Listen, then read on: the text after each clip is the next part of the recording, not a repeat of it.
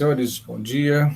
Retomando aqui a nossa 25ª sessão ordinária virtual, dia 3 de maio de 2021, anuncio o último processo da pauta, processo de recurso 1487-2017, auto de infração 2016-27221, recorrente entreposto Comércio, Máquinas e Serviços Limitada e célula de julgamento, recorrido ambos. Relator, o doutor Felipe Amaral, a indicação de nulidade em primeira instância e também pela assessoria processual tributária. Havia um pedido de sustentação oral, o doutor Aloysio Cavalcante Júnior, entretanto, comunicou na impossibilidade de participar dessa sessão. Da forma regimental, passo a palavra ao conselheiro relator para início do processo anunciado. Senhor presidente, colegas conselheiros, secretária, doutor Matheus Viana, procurador do Estado. Senhor presidente, em referência ao processo já apregoado, trata-se de uma ação fiscal que o contribuinte foi autuado sob o seguinte relato.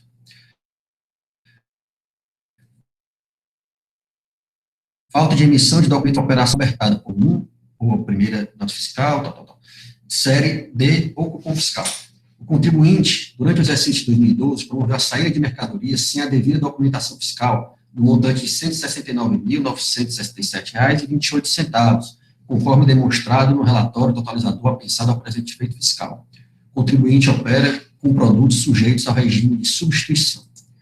Verificar, então, senhor presidente, a omissão de saída, alusiva ao ano de 2012, apurada por levantamento de estoque, apontou-se violação aos artigos 127, 169, 174, 176A e 177 do Decreto 24.569, com a aplicação da penalidade com base no artigo 123, 3B da Lei 12.670 de 96, indicando o percentual de 30% sobre o valor das operações omitidas, alcançando, então, a quantia de R$ 50.990,18.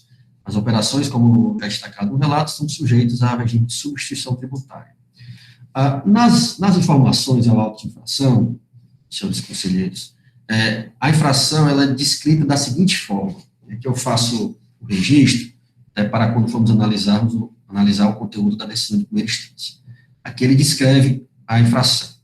De posse da documentação apresentada, realizamos o levantamento quantitativo de mercadorias, onde se pode constatar que no laudo, que no aludido período, o contribuinte promoveu a saída de mercadorias sem a devida documentação fiscal, no montante de R$ 39.865,34, caracterizando dessa forma a omissão de compras, motivando dessa forma a lavratura do auto de infração, atribuindo ao contribuinte a responsabilidade pelo pagamento do ICMS por substituição por ocasião da entrada de mercadorias, bem como a aplicação da multa pecuniária em virtude da infração.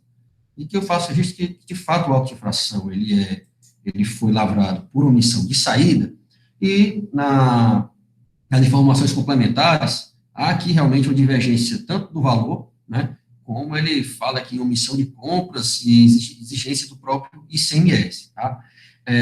A empresa autuada, que sofreu anterior processo de incorporação, apresentou sua impugnação já em nome da incorporadora, Alfa Máquinas e Veículos do Nordeste, defendendo ter havido erro cometido pelo agente fiscal pelos seguintes fundamentos.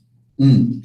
Ao elaborar a planilha com o totalizador, o fiscal teria tratado itens idênticos como se diferente fosse, quando, em verdade, a descrição continha apenas os símbolos do hífen ou barra, ou seja, na relação do fiscal ao promover a listagem, tinha um produto cujo código tinha um hífen no meio ou uma barra na ponta, em que não pôde haver vamos dizer assim, uma coincidência de identidade absoluta entre os códigos, muito embora o contribuinte identifique que era somente a questão desses símbolos, né, ou hífen ou barra, o produto efetivamente seria o mesmo. Então, isso teria ocasionado uma alteração aí na contabilização feita pelo fiscal.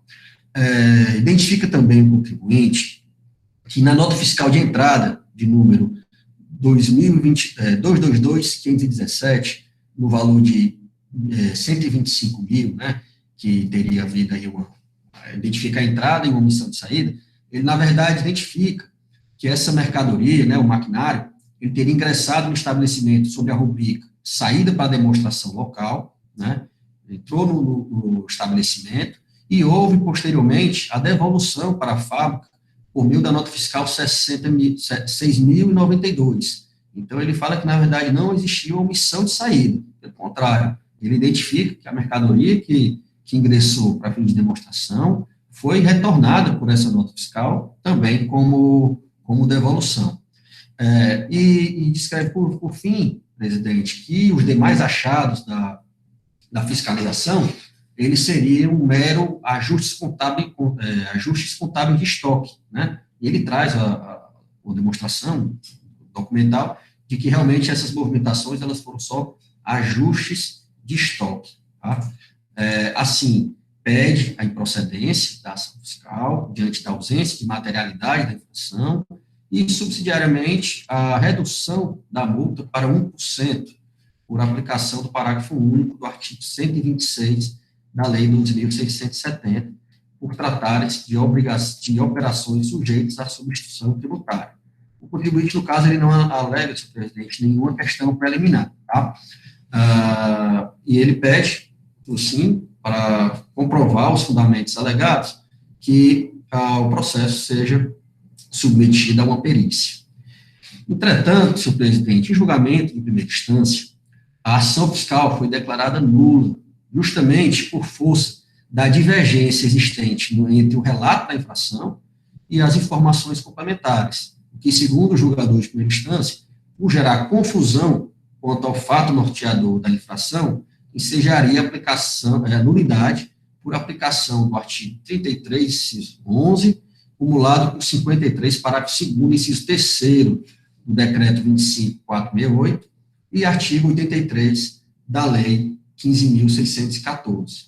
O processo, então, senhor presidente, foi submetido ao reexame necessário, tendo ascendido a assessoria processual tributária, que opinou pelo seu conhecimento e desprovimento, mantendo o julgamento de nulidade de primeira instância, ratificando que a divergência das informações contidas no relato da infração e nas informações complementares, isso repercutiria em nulidade do auto de infração, presidente. Então, era o que tinha a relatar. Obrigado, doutor Felipe. Passo, então, ao doutor Matheus Viana, representante da PGE, para a sua manifestação.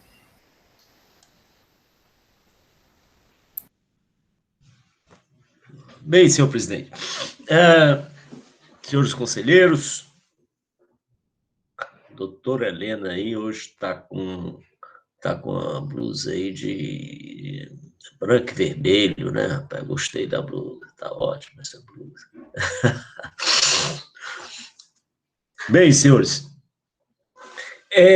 a acusação, ela está um pouco, quando a gente lê o auto de infração, deixa eu pegar aqui o auto de infração, quando a gente faz a leitura do auto de infração, ele diz que houve a omissão, falta de emissão de nota fiscal contribuinte durante o exercício 2012, promovendo saída de mercadoria sem a devida documentação fiscal, né, no valor de 169 mil. E nas informações complementares, ele diz o seguinte: de posse da documentação apresentada, realizamos o levantamento quantitativo de mercadoria, onde pode-se constatar que no aludido período o contribuinte promoveu saída de mercadoria sem a devida documentação fiscal no montante de 39 mil, já muda o montante, caracterizando dessa forma a omissão de compras, motivando dessa forma a lavratura do presente auto de infração, atribuindo ao contribuinte a responsabilidade pelo pagamento do ICMS por substituição tributária por ocasião da entrada de mercadoria, bem como a aplicação da multa pecuniária em virtude da infração cometida. Veja, senhores, aqui, o que eu vou fazer é mera conjectura, né? Efetivamente, não se pode afirmar que ocorreu dessa forma. Mas é que, com a omissão de saídas, ele deduziu, o agente fiscal, que não teria ocorrido o pagamento do ICMS substituto por entradas. Mas essa forma de avaliar se ocorreu ou não o pagamento do ICMS substituto por entrada, tanto é que ele fala aí, não ocorreu o pagamento daquelas mercadorias que saíram sem nota fiscal. Não é feita dessa forma, ele teria que verificar efetivamente as entradas. Ele fez uma dedução, um raciocínio lógico, que poderia até ter consequências se os produtos não estivessem sujeitos à substituição tributária. Mas que aí ele poderia dizer, olha, como houve a saída de mercadoria e o imposto deveria ter sido pago na saída, mas não houve o pagamento na saída com a falta de emissão de nota fiscal. E era para ter sido pago, por exemplo. Eu fico tentando fazer uma conjectura para entender qual foi o raciocínio desenvolvido pelo agente fiscal, para ele chegar à conclusão de que ocorreu a falta de recolhimento do ICMS substituto por entradas, mas até é um pouco complicado. Mas o fato é que os elementos que ele colocou no auto de infração dificultam o entendimento, dificulta a elaboração de um raciocínio. Omissão de compras, omissão de vendas, valores diversos. Então, me parece que na descrição dos fatos, do que ocorreu efetivamente, houve uma confusão por parte do agente fiscal. E isso, induvidosamente, fragiliza a acusação fiscal. Não há como dar consequência a essa acusação fiscal se nós temos dificuldade em verificar efetivamente qual é a acusação. Diante desse fato é que o julgador singular e também a consultoria acabou se manifestando pela nulidade, porque não se tenta identificar, se tenta fazer. Nós tivemos aqui um auto de infração, um lançamento, em que havia divergência entre valores que estava sendo informado, mas essa divergência ela permitia, apesar da divergência, pelas informações, você deduzia que o que tinha ocorrido efetivamente era uma omissão de saída, salvo engano, né? E que você, inclusive, identificava o valor. Mas, no presente caso, as informações acabam não permitindo que você chegue a uma conclusão segura a respeito do que efetivamente aconteceu, qual foi o fato indicado. Essa é a razão pela qual, senhor presidente, a Procuradoria entende que o caso, sim, é de nulidade do lançamento tributário, porque não há elementos aí que possam fazer com que o julgador, ou análise de quem vai analisar esses documentos, chegue a bom termo, razão pela qual a Procuradoria entende que o caso, sim, é de nulidade. É isso, senhor presidente. Obrigado, doutor Matheus Viana. Processo em discussão. Doutora Vaneide, mantenha contato, doutor Willam, ele parece que perdeu o contato. Foi, problema na internet, eu estou falando com ele aqui, senhor presidente. Ok. Doutor Felipe Amaral.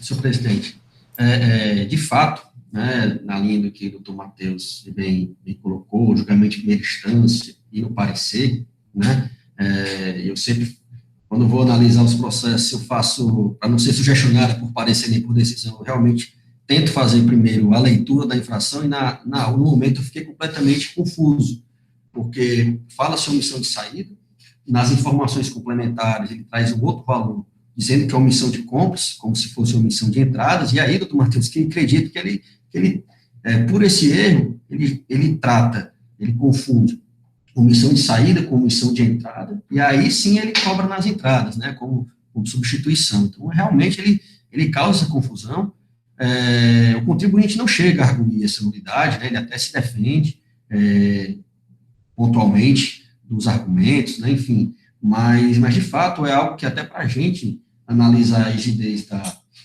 autuação, a gente tem dificuldade de entender especificamente, de maneira clara e precisa, os fundamentos da autuação. Então, o encaminhamento que dou é pelo desprovimento da remessa oficial e manutenção da decisão de primeira instância. Mais alguma discussão, senhores e senhoras? com relação à matéria? Então, como vota, doutor Felipe? Senhor presidente, voto pelo conhecimento do reexame necessário, porém, pelo seu desprovimento, mantendo integralmente a decisão de primeira instância, que julgou nulo a ação fiscal. Algum voto em sentido contrário? Então, esta Câmara, por decisão unânime, conhece do reexame, nega provimento e confirma a nulidade do feito fiscal nos termos do julgamento singular e do parecer da douta PGE em manifestação oral e também no parecer da assessoria processual tributária. Nesse processo, o doutor William Falcão ele não votou em virtude da ausência momentânea na sala de sessão virtual.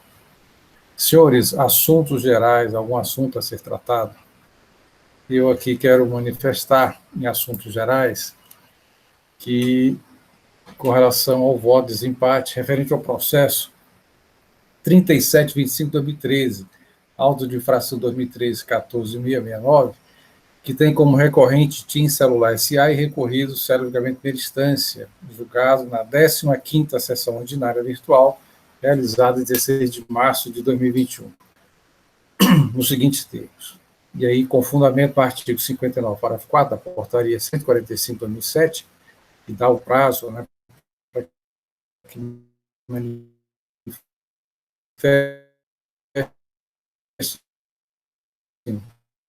um momento posterior, manifesto no senhor presidente, está com parte da decisão condenatória. Então é interessante o senhor desligar a câmera. Ok, é uma falha na comunicação, né? Então, vou repetir, então, o voto. Então, senhores, em assuntos gerais, manifesto em voto de desempate referente ao processo 3725/2013, auto de infração 2013-14669, que tem como recorrente TIM Celular S.A. e recorrido célere de julgamento de primeira instância. Julgamento ocorrido na 15ª sessão ordinária virtual, em 16 de março de 2021, por videoconferência, nos seguintes termos.